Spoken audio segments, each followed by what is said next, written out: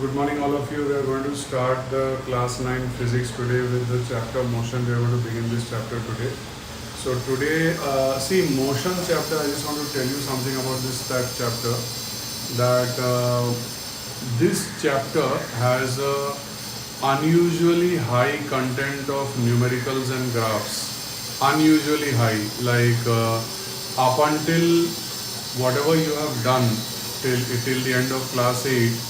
I don't think you would have ever seen so many numericals and graphs in one chapter as you will be seeing in this chapter. And this is the first chapter of class 9. So some students, they don't react appropriately. They think that so many numericals, so many graphs, so it must be very tough. You just have to take it normally. It's just that content-wise, it is less on description and more on graphs and numericals. So I'll do one thing, I'll start a bit slowly. So today I'll just tell you about distance and displacement. So there are 2 points A and B. If you just join them with a straight line, if you just join A and B with a straight line, then that length is called the displacement. And it's a length, it's a measurement. So it can be meter, it can be centimeter, it can be kilometer, whatever. But basically I am measuring the length from A to B. So displacement is a length measurement, right? So I am measuring the length from A to B. So I just have to join the 2 points, and whatever is the length measurement, that will be the displacement.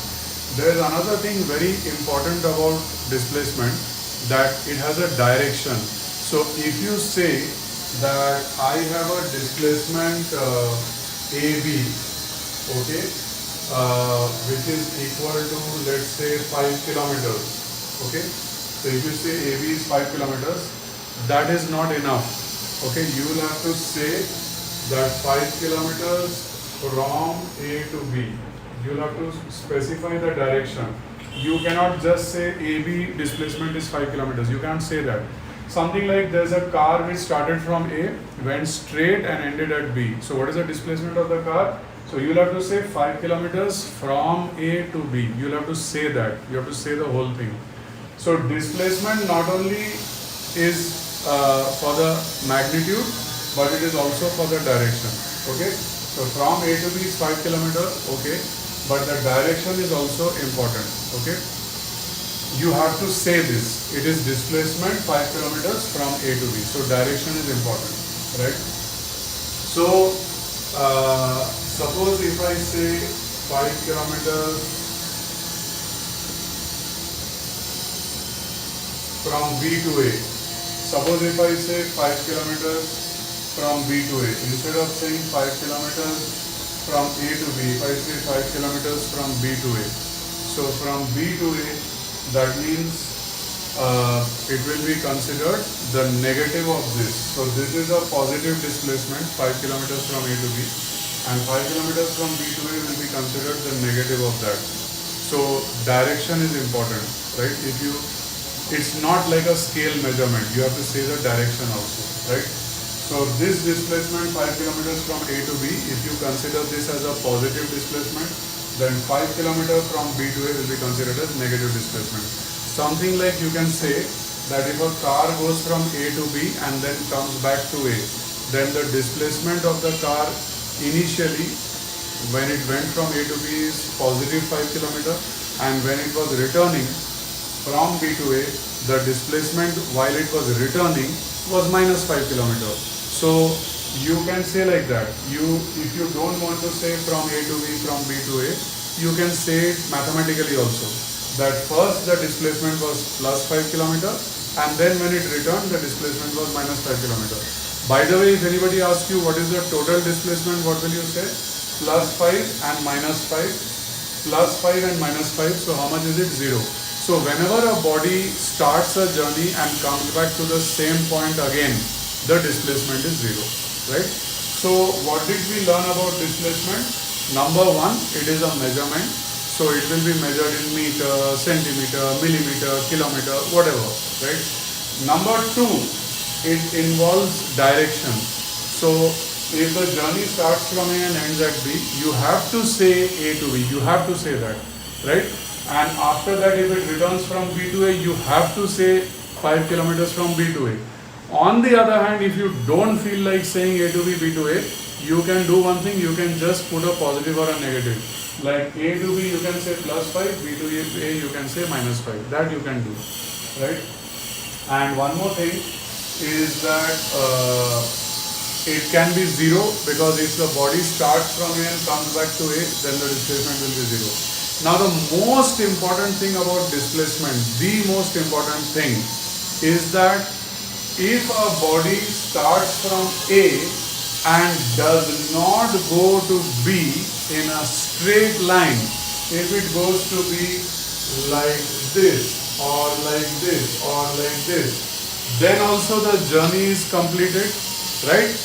But the displacement will always be 5 kilometers only, right?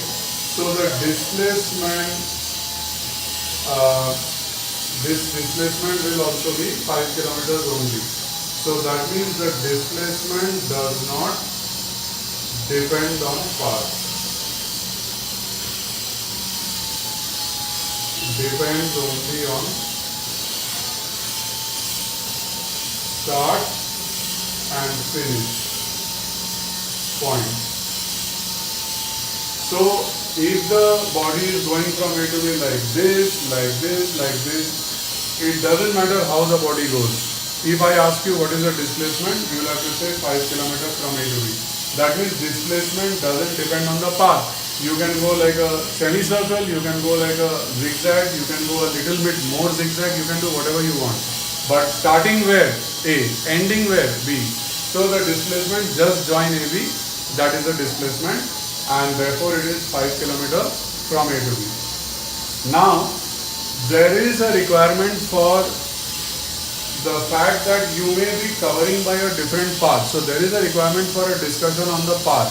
So if you go by this path, this path, this path, then the journey length will be more than 5 kilometers, obviously. So here maybe it is 6 kilometers, maybe here it is 7, maybe here it is 8 kilometers. So the actual path length is called distance. So distance is actual path length.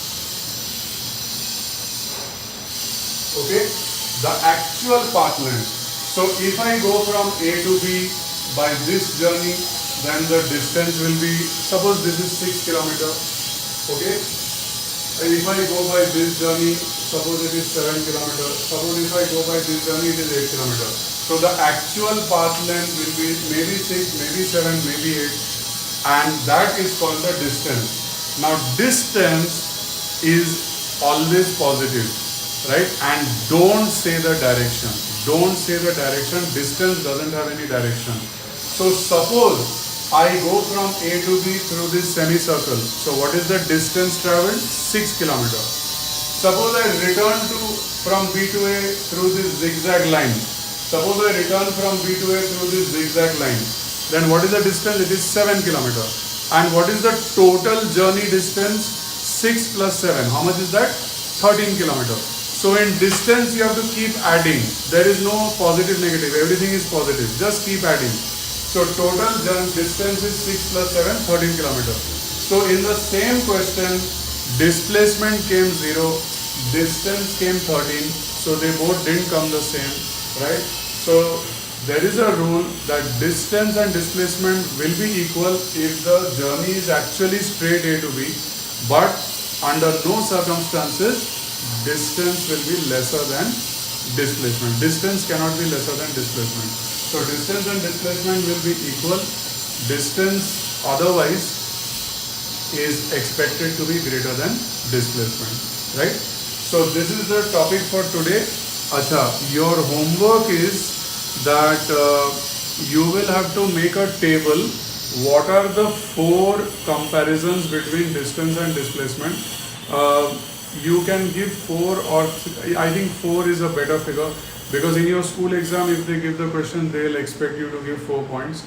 So if you give 3 points also, I'll accept it, but try to see whether you can make 4 points. Make 2 columns, 1 column distance, 1 column displacement, and what are the 4 points of comparison. Like displacement is something and distance is not that, it is something else, and therefore you are able to compare. Like that, make 4 entries, make 2 columns with 4 entries each, right? Distance, displacement, that's it, your homework.